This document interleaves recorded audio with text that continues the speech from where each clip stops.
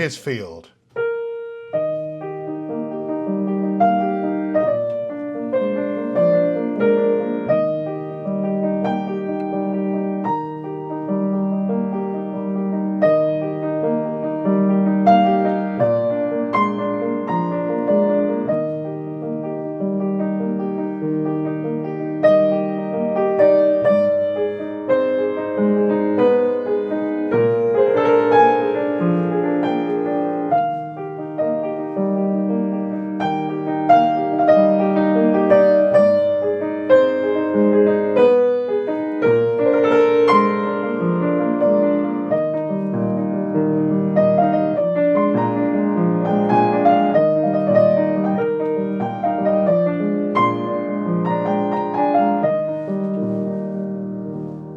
Right, end of theme, and then he goes on.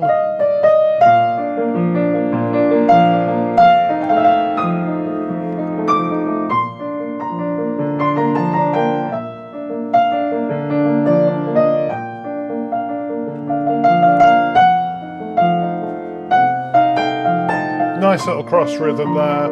Okay, now you'll notice that the middle section isn't so much a contrasting thing, it's sort of an extension of the theme. It sort of comes out of it, and that's something that I think influenced Chopin later composers. And there are other features that are very, very influential. You've got this beautiful melody, slightly reminiscent, I suppose, of popular song of the period, but also possibly of Italian opera, particularly these stretches up to the ninth.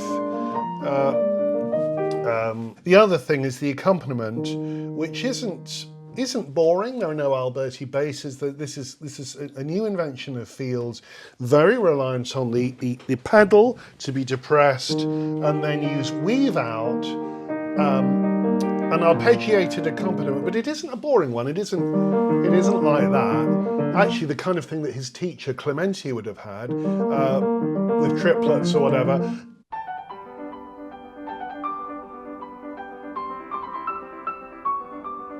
It's more interesting than that. There's a span of a tenth now, something that actually influenced Chopin, the way that you've got the bass note and then you've got this lovely span, so you get a tenth, which is a much richer sonority than a third, and rather more beautiful because it resonates.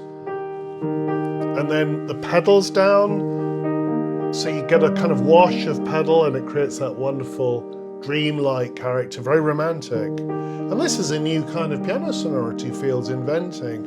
Also, the first note of each triplet is in a different place. He's creating a little pattern there. Da, ba, ba, ba, with the bass notes. Da, da, da, da. Almost like a sort of Alberti bass, which I mentioned Alberti basses as being boring a minute ago, but it's kind of interesting because there's like a slow pattern behind the triplets, so it creates a lovely wash of sound. And then of course with a melody floating over the top, it's kind of a lovely invention, and he varies that left hand pattern.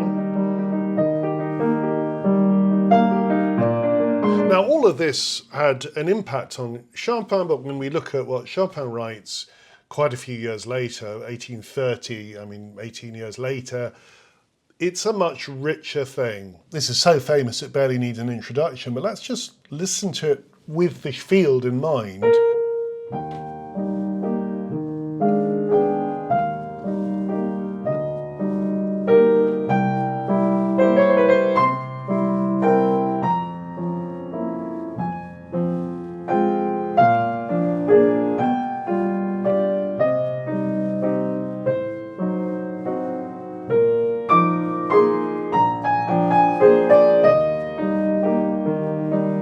And then a variation.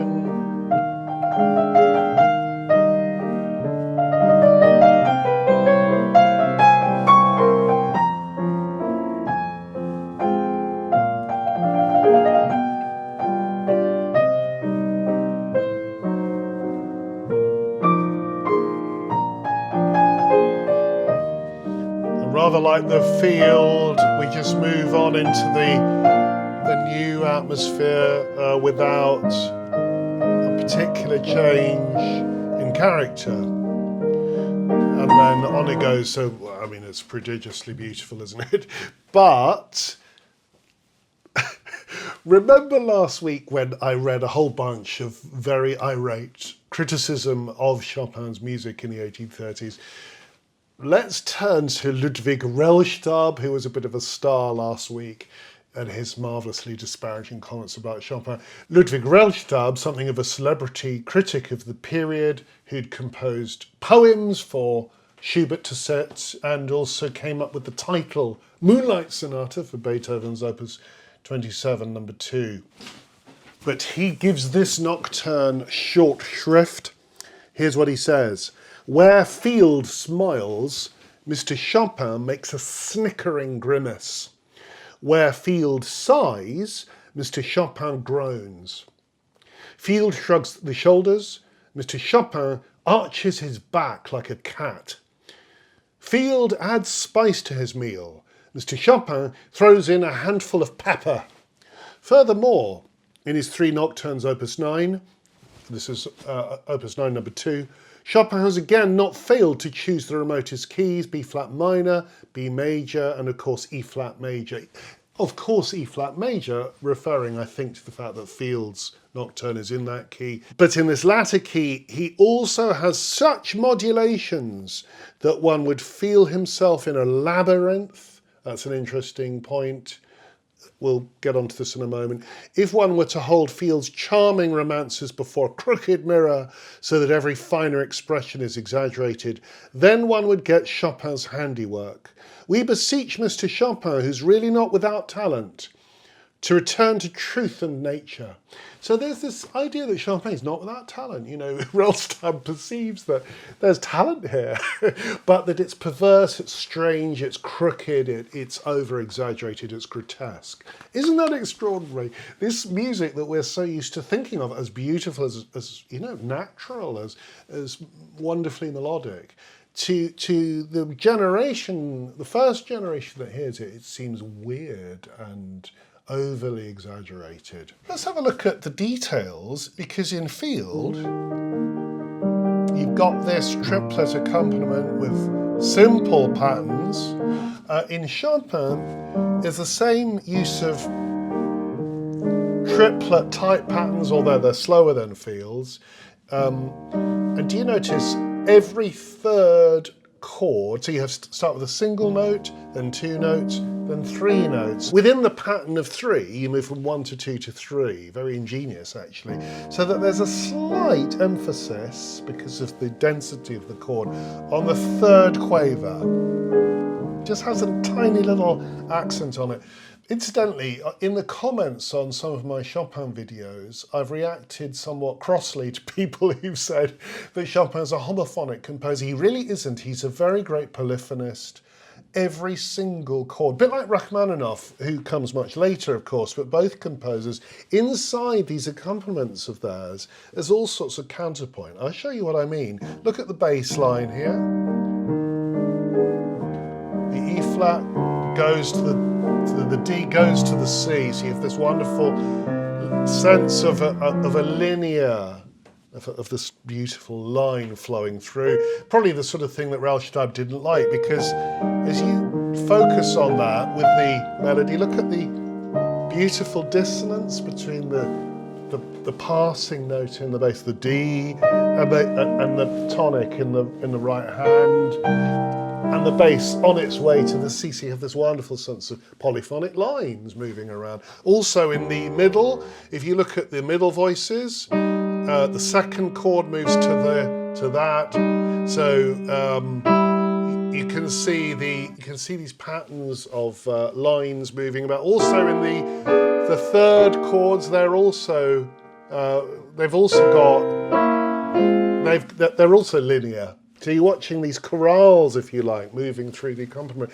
Whereas everything's homophonic, is homophonic in Ireland, you know, just basically just E flat major, wash of E flat major, wash of B flat 7. In Chopin, that's not what it's like. It's really a chorale of voices moving it's concealed behind what looks like homophony, but it isn't. It's polyphony. It's much more like a Bach prelude in that respect.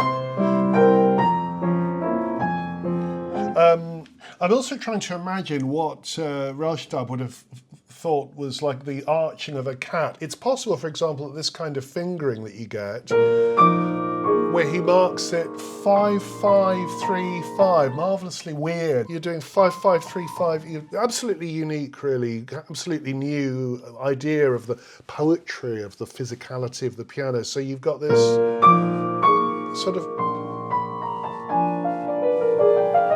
these sort of wonderful out of time passages where the fingers are just moving sort of breathlessly down a cascade of notes.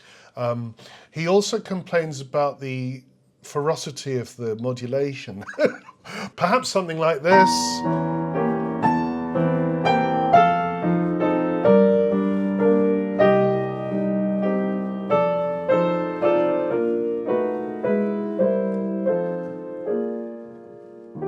I mean, much tamer than later Chopin, but nevertheless, just sudden shift to E major from B flat, then B7, E major, C7, last inversion, F7, B flat 7. So we've modulated almost with every quaver. We seem to be shifting elsewhere.